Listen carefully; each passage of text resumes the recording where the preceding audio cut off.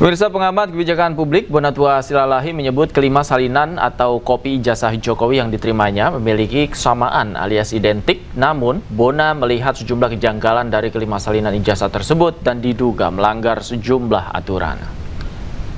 Kalau indikasi sih ada, saya nemukan beberapa analisis ya, bahwa misalnya di tahun 2019 ini, ya, ini tidak ada namanya tanggal di hasil legalisirnya tahun 2019. Ini tentunya boleh dibilang diduga melanggar Undang-Undang 30 tahun 2014 tentang administrasi pemerintahan, pasal 73. Yang menyebutkan bahwa setiap legalisir itu harus ada salah satunya adalah tanggal. Nah, ini tidak ada. Di sini tidak ada juga semua, tapi waktu itu kan rejimnya sudah beda, rejimnya masih tanpa ada aturan. Nah, ini yang sudah ada diatur ya seharusnya dikerjakan, ya kan? Terus indikasi berikutnya adalah tentang NIP, nomor induk pegawai ini. Ya, ini saya dapat dari netizen loh. Jadi ternyata di tahun 2007 itu peraturan Kepala Badan Kepegawaian Negara mengeluarkan namanya peraturan Kepala BKB Badan Kepegawaian Negara nomor 22 tahun 2007 tentang penomoran baru kepegawaian NIP ya, nomor induk pegawai. Dari 8 digit menjadi 18. Nah, jadi lebih banyak ya? Jadi lebih banyak. Ternyata yang hanya patuh itu baru ini. Yang tahun 2019 ini ada. Itu ada 18 digit. Iya, 18 digit kan. Yang lain itu baru yang lama.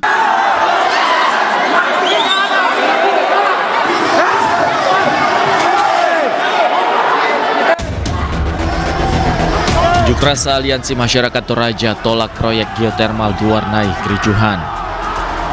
Kericuhan itu terjadi saat massa mengadakan audiensi dengan anggota DPRD Tanah Toraja dan pemerintah Kabupaten Tanah Toraja.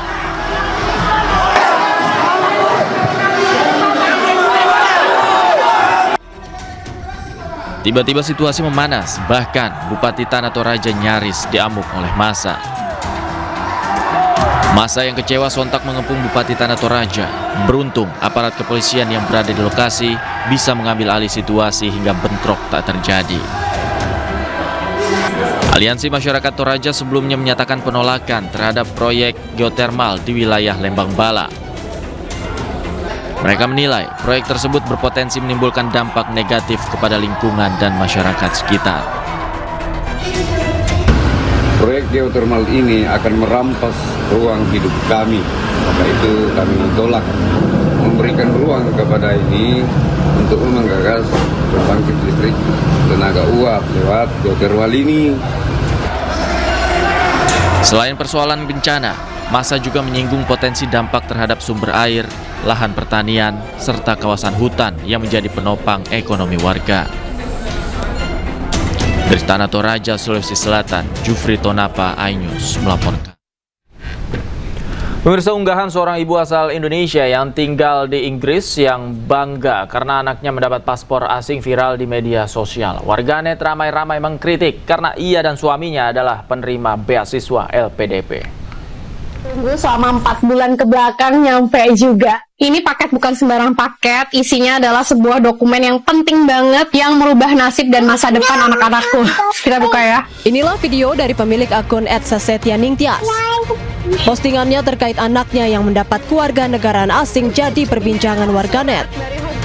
Hal ini lantaran statusnya dan sang suami sebagai mantan penerima beasiswa Lembaga Pengelola Dana Pendidikan alias LPDP. Setelah menerima amplop, ia menunjukkan ekspresi terharu dan menyebut ini paket bukan sembarang paket. Dirinya mendapatkan surat dari Home Office Inggris yang menyatakan bahwa anaknya yang kedua diterima menjadi warga negara Inggris dan menerima paspor secara resmi. Video ini pun ditanggapi beragam oleh warganet. I know the world seems unfair, tapi cukup aku aja yang WNI, anak-anakku jangan. Kita usahakan anak-anak dengan paspor kuat WNA itu. Let's go. Sejumlah netizen pun bahkan mencari tahu data riwayat pendidikan dan status LPDP pasangan suami istri tersebut. Sementara ia dan sang suami merupakan penerima program LPDP dari pajak rakyat. Namun kritikan warganet ini justru dibalas oleh Sasetyaningtyas. Usai viral di media sosial, Sasetia Ningtyas pun mengunggah tulisan permohonan maaf. Ia menyebut video tersebut dibuat sebagai bentuk rasa kecewa dan frustasi sebagai WNI terhadap kondisi Indonesia hari ini. Tim Liputan iNews melaporkan.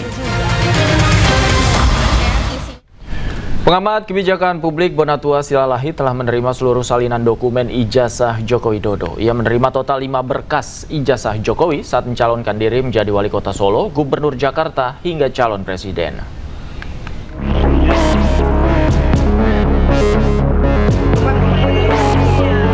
Bonatua Silalahi telah menerima salinan lengkap ijazah Presiden ke-7 Joko Widodo. Salinan tanpa sensor ini diterima oleh Bonatua dari KPU Kota Surakarta, KPU Provinsi Jakarta, dan KPU Pusat. Terakhir, Bonatua menerima 2 salinan ijazah Jokowi dari KPU Kota Surakarta saat Jokowi menjadi wali kota Solo pada tahun 2005 dan 2010. Sebelumnya Bonatua juga telah menerima 1 salinan ijazah Jokowi dari KPU Provinsi Jakarta saat Jokowi jadi gubernur, dan 2 salinan ijazah Jokowi dari KPU Pusat saat mengikuti Pilpres 2014 dan 2019. Dengan demikian, total berkas ijazah Jokowi yang diterima Bonatua ada 5 dan seluruhnya tanpa sensor. Dibukanya akses terhadap ijazah Joko Widodo ini setelah Komisi Informasi Pusat mengabulkan permohonan Bonatua yang menyatakan ijazah Jokowi bisa diakses oleh publik. Dari Jakarta, Tim Liputan iNews melaporkan.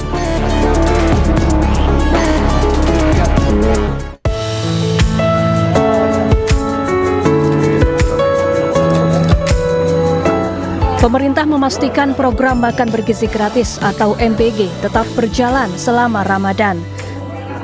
Untuk peserta didik sekolah di wilayah yang mayoritas Muslim, MBG dibagikan saat jam pulang sekolah untuk dinikmati ketika berbuka puasa. Namun makanan yang dibagikan dalam bentuk yang lebih awet atau tidak cepat basi, seperti roti, buah, kurma, susu, dan telur rebus. Menko Bidang Pangan Zulkifli Hasan meninjau salah satu dapur MBG di Surabaya, Jawa Timur yang menyediakan 4.000 porsi makanan.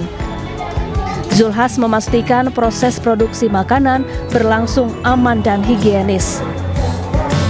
Bagi yang berpuasa dikasih makanan kering. Tadi ada contohnya, ada telur, ya, kan telur direbus saja, jadi kapan aja bisa dimakan kan. 2 roti, 3 bisa kurma, ya, ada 4 kacang tadi. Ada juga buah, nggak pakai kurma kalau buah. Jadi makanannya dalam bentuk susu, dalam bentuk kering yang puasa. Sementara itu bagi santri di pondok pesantren, MBG diberikan saat waktu berbuka puasa. Sedangkan bagi kelompok ibu hamil, ibu menyusui, dan balita, MBG diberikan seperti biasa karena mereka tidak berpuasa. Dari Surabaya, Jawa Timur, Yuda Prawira, iNews melaporkan.